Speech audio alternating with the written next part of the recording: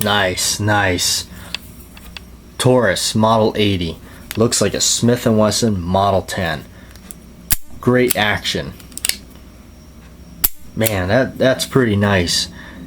You know, up close you may not even realize that it's a Taurus and not a Smith & Wesson. Of course, it's got the frame mounted firing pin, and most of your vintage Smiths, like this Model 10, this is actually a pre-10, it's on the hammer. And I do have a Model 10 here. This is a 10-5, okay, on the hammer. So that's a little bit different, but this is not a 5-screw model like my pre-10 is. Got the one under here, and then those two, and the trigger guard screw. So this one does have that. So you have the one there, those two, one under the grip, and trigger guard screw. Let's pop it open and compare. Okay, so we got the side plate off. Let's take a look at what we got here. And there's a lot of similarities. You can tell right away, for those of you that are familiar with a Smith.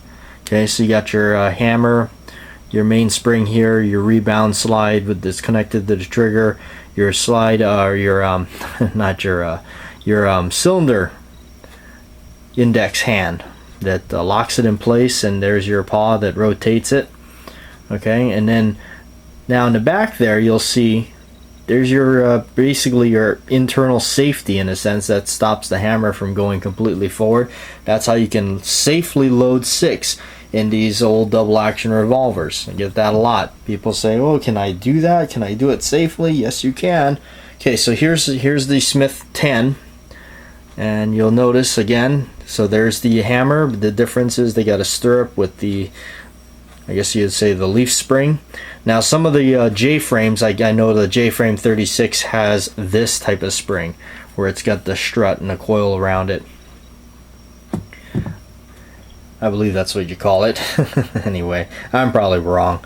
I'm no expert. So anyway, there you go. So you have that type of spring. Here's the safety right here that blocks the hammer. It just kind of is right there, and it's just a separate piece, and it's right at top, and that one's tucked away. Alright, so the next thing that is the difference is on a Smith, the cylinder rotation hand is spring loaded because it's already got it, the spring is connected inside with along with the hammer. So you got the same setup here and everything, rebound slide, that spring and trigger, the cylinder lockup knot hand here. Okay, but that is loaded on its own spring. The difference is on the Taurus. The Taurus has a spring right here. It's like a little plunger with a spring.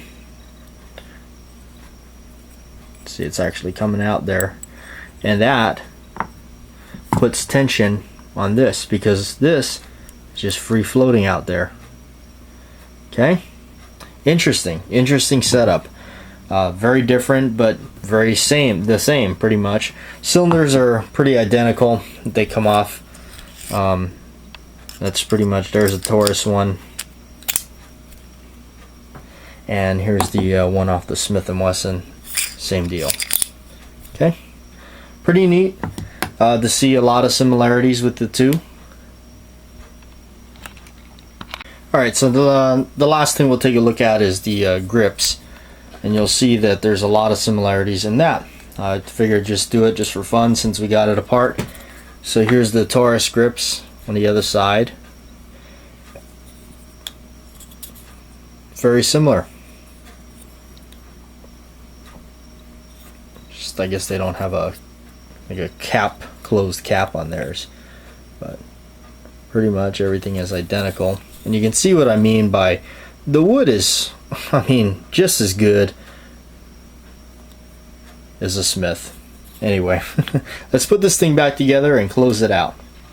When you put the side plate on, something to note about the Taurus, that when you saw, hopefully you're paying attention when we had the side plate off, is the way the tension is put on the rotation hand, right? Okay, you need to actually poke something through there. You'll see a little hole right there. I'll point at it with the screw here, right there. And you need to push that rod and spring that little detent back into its little home in the side plate to push it through so you can get the side plate back on. Alright, so let's button this thing down. Got the little screwdriver. Somebody actually asked me once, I was taking apart the Smith & Wesson, and they said, where do I get that little tool that helps push the rebound slide and the spring back into the rebound slide? And the answer is, really, I got it off of this Wheeler set that I have. It just came with it. So anyway, okay, so we got it all back together. The reason I wanted to show you guys under the side plate is just to show you the similarities and the slight differences between the two. Everybody can look at the outside and see really kind of cosmetically what you're looking at, but inside may change. Okay, so the other thing about this screw and what it does, we've seen us take apart the side plate. The screw is actually what's holding the spring that tensions the cylinder stop hand. Okay, it goes in that way. The new style, like the other one that the 10-5 Smith, the spring is actually just kind of compressed in with against the frame, versus this way they use the screw to drive it in and hold it in place. Anyway, there you have it, the Taurus Model 80, which is basically like a Model 10 compared to a Smith & Wesson Model 10. Alright, thanks for watching. I'm Batjack JW, signing off for now. Catch us later on another video.